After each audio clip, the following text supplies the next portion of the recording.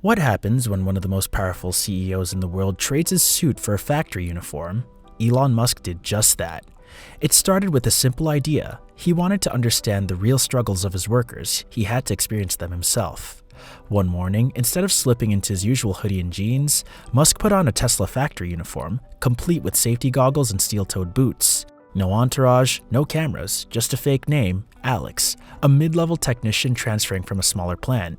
As he stepped into the Tesla Gigafactory, nobody recognized him. Workers were too busy hustling, assembling, and trying to meet deadlines. Some looked exhausted, others cracked jokes to push through the grind. It was a world Musk had designed, but had never truly lived in.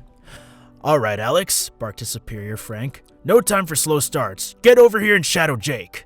Jake, a no-nonsense worker with years of experience, glanced at Musk. "New guy, huh? Hope you're ready. This ain't a cakewalk."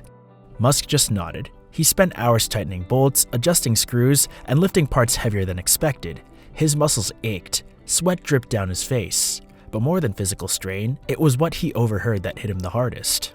A single mother working overtime just to pay rent.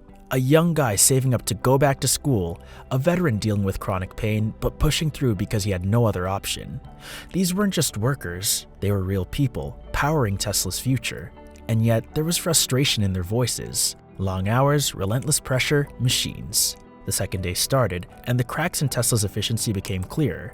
Elon walked onto the factory floor, no longer just observing, but truly feeling the weight of the work. The pace was brutal. The pressure was constant. But this was exactly why he was here.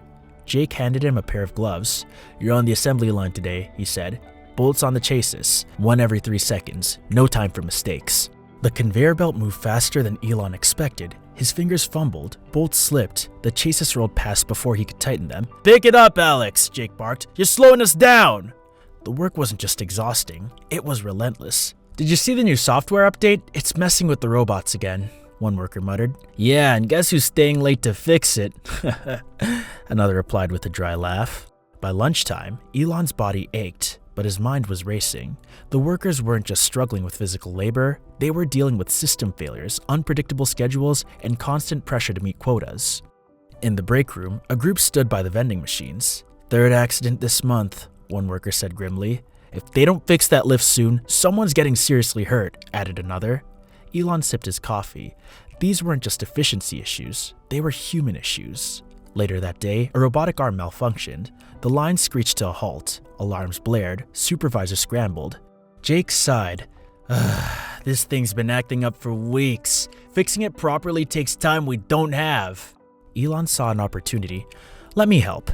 With his engineering background, he and Jake got the arm running again. But it cost them an hour of production and plenty of frustrated looks from other workers. As the shift ended, the weight of what he had seen was impossible to ignore. The factory wasn't just pushing boundaries, it was pushing people to their limits. By the third day, Elon had adjusted to the rhythm. His hands were calloused, his back ached. But the real issue wasn't just physical strain, it was the cracks in Tesla's system. Glitches in the machinery weren't isolated. Workers were constantly making up for failing equipment, often at the risk of injury. "Alex, heads up!" A metal panel slipped from its mount. Without thinking, Elon lunged, catching it before it crashed to the floor. His heart pounded. A young worker named Marco gave him a weary smile. "You're quick. We could use more hands like that." But Elon wasn't here just to work. He was here to listen. The deeper Elon went, the more he saw the real problem.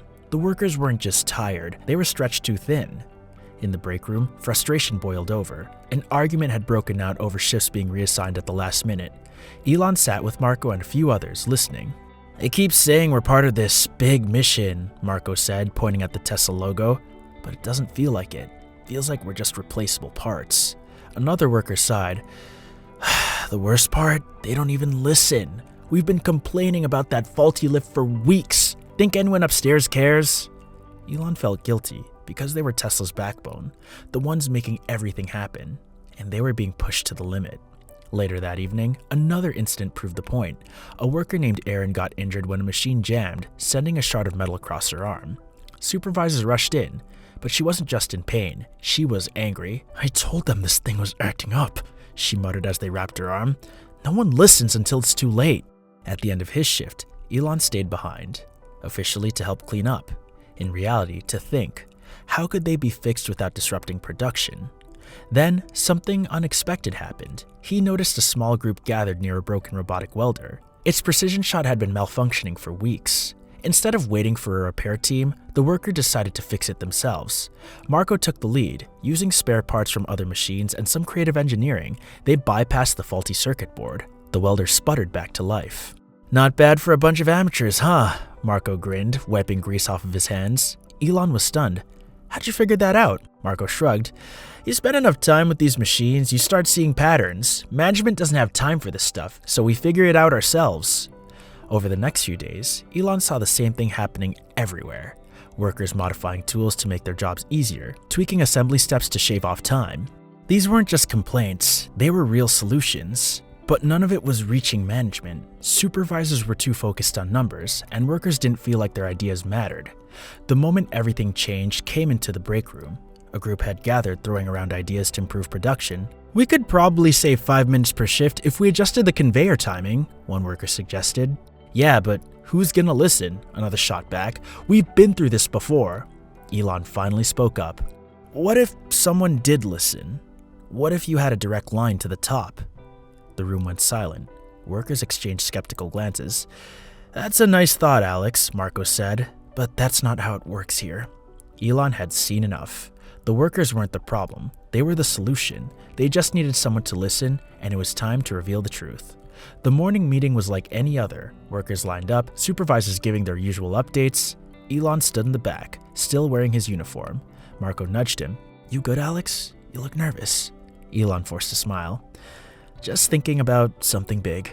When the supervisors finished, he stepped forward. His heart pounded. He'd given speeches to the world, but this felt different. "Before we start, I need to say something." Workers turned toward him. The room quieted down. "My name isn't Alex." Marco frowned. "What are you talking about?" Elon took a deep breath. "My name is Elon Musk, and I've been working with you all week to see what life is really like on this floor." Silence, then whispers, then disbelief. "No way. Is this a joke?" Elon removed his safety goggles and jacket. "I needed to understand what's happening here, not from reports, but from you, because you're the ones who make Tesla what it is." Marco stared at him. "You're serious?" Elon nodded. "And I've learned more in 1 week than in years of board meetings. I've seen broken equipment, impossible deadlines, and a system that doesn't always value your input. But I've also seen something incredible. Your ability to solve problems, to innovate, to push forward no matter what." Workers exchanged glances. Skepticism faded into curiosity.